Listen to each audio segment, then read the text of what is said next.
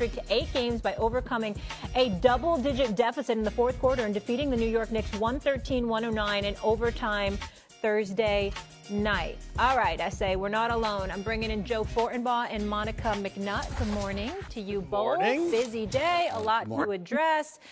Joe, I'm going to start with you on this. Give Stephen A break here. Will the Lakers win the West, or is their downfall coming? Given the option, I'd go downfall before I'd go winning the West, because really, first and foremost, you're never going to make any money buying high, and that's what we're seeing right now. We're seeing peak Laker. 18-3 over the last 21 games, number 1 in defensive efficiency during that stretch. Opponents hitting their three-pointers, or I should say missing their three-pointers, at an insane rate, 31%.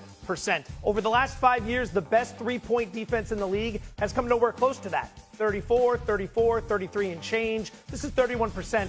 The math is going to kick in here in the near future. And when it does, and we're going to see it Saturday night against the Celtics, when the Celtics hit their threes and cover the 6.5, the Lakers are going to start losing a few games. And then we're going to wonder whether or not, A, the team can gel the way it needs to gel by the time it gets to the playoffs so they can win 4 in 7, 3 times in a row to win the West. Yeah. Or if it's going to take a little bit more time. J.J. Redick, we've never seen him as a coach in the playoffs. On top of that, you're going to have a very seasoned group of individuals you're going to have to face on your way there. I'll leave it at that for right now because I know McNutt is just champing at the bit to get involved here. But I'd say Lakers downfall before I'd say they win the Western Conference. I wish this question stopped a little short of Western Conference victory. I do think this is the team that's capable of getting to the finals. Fortenbaugh, I love the numbers that you laid out, but I think being in the arena last night, having the chance to listen to these guys discuss what they're doing, how they're doing it, and the force that is LeBron James combined with Luka Doncic, I think I got to go the other way on this one. And I will admit, I am one that is hugely skeptical of this defense. But I don't know that it is as simple as just hit your threes versus the Lakers. I think that there is more room for them to figure out how to defend. I think some of the guys they have on their wings in particular are some of the better defenders in the league. And I think that they are building a culture of accountability that, to me, is going to allow them to play physical and push through. Now, I don't actually know that I believe they're coming out of the West. But even if they drop, like the next 3 games or 4 games, I believe, they're going to see that they're going to be on the road. They go to Boston, we know. They go to the Bucks. They got to go to Brooklyn in there.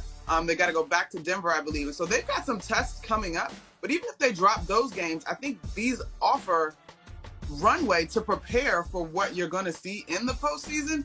And so I just think they've got really, really brilliant basketball minds happening on that coaching staff and, of course, behind Doncic and James and the accountability that they're playing with. I don't see a Lakers downfall coming unless you're talking about them running into Oklahoma City prematurely. I don't see that happening. I've gotten to a point where I don't believe there's anybody in the West who can take the Lakers but OKC. That's where I'm at with it.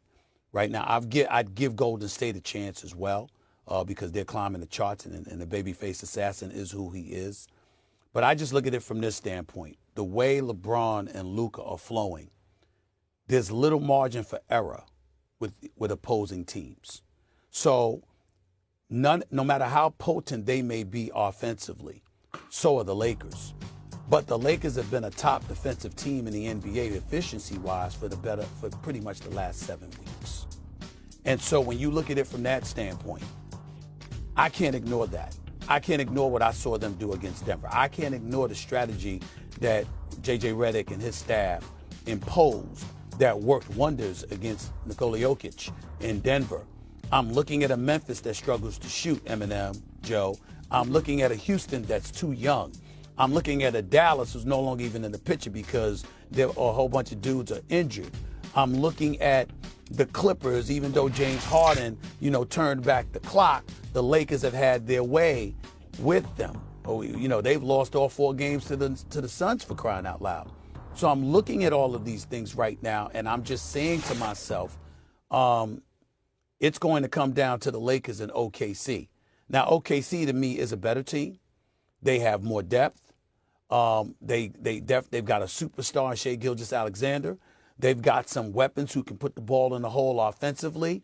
The pickup of Hartenstein, obviously joined with Holmgren, and Caruso and what they do defensively has upgraded them significantly, but it's still unproven because I remember in the playoffs last year, you had a few guys for OKC that didn't show up and they left SGA hanging. They can't do that this time around. OKC should be the favorite, but they got to all come and play in order to knock off the Lakers. Otherwise, LeBron James and Luka Doncic are going to the finals. The best case for the Lakers is the fact that they could have an extraordinary path to get to the Western Final. If it ends today, you open with Minnesota, which is a winnable series, and then you draw the winner of Houston and Memphis. Memphis, who doesn't play any defense whatsoever anymore, and Houston, who's fading big time down the stretch, although that was a nice win over New Orleans late last night when they had to put it on them in the third and fourth quarter. I wonder the push that the Lakers are making right now. This is a hard push. Star players playing 35-plus minutes routinely, getting up for every single game. All right, Saturday night is going to be a playoff game against Boston. But a lot of these other games they've been playing, they're going against teams that might not necessarily be treating it the way the Lakers are treating it. You've got 20 games to go, and then the playoffs start. I wonder if you're pushing like this right now, what's left in the tank by the time we get to mid-April? And I think that's a fair discussion point, but I actually think last night's performance of this defense was sort of another notch in their belt, so to speak. Like, this is an offense that's been top five. It's been powerful. Jalen Brunson was playing great. Karl-Anthony Towns didn't have his best game. LeBron James did a good job on him. But you got other pieces from the Knicks that were able to do this as a collective. And so I think last night was also another opportunity to see this defense rise to the occasion. Mm-hmm. In the nature of a series, when you have big-time centers or physical teams with size, I'm with you in terms of the concern. But I think that what we're seeing is legit. And you just laid out some of the matchups that could be very favorable for the Lakers. The one thing I also want to point to, Joe, is this, and it's a masterful job. Watching them on the basketball court last night, you marveled at some of the things you saw. They had defensive lapses last night. It wasn't their greatest moment, no question about it. But you see, although they're undersized as a front line, if you look at the first four positions, they have size. They've got size at both guard spots. They've got size at both forward spots because LeBron is a legit 6'9", and you're looking at Luka Doncic as a legit 6'7", and Austin Reeves is not like he's mini-me or something, only 6 feet. No, he's got some size on him. Dorian Finney-Smith, Jared Vanderbilt, all of this stuff. You're watching them, and their quickness of foot and their ability to front and double, but also race out to defend perimeter shooters, etc. They have an ability that most teams don't have. And then I bring up the issue of making sure that you don't make mistakes. You got to be very cautious. That could make you a bit tight. They will exploit everything offensively. The Lakers have that potency. So because of that, it makes you tight offensively because you know you can't afford to make mistakes and give that offense the ball.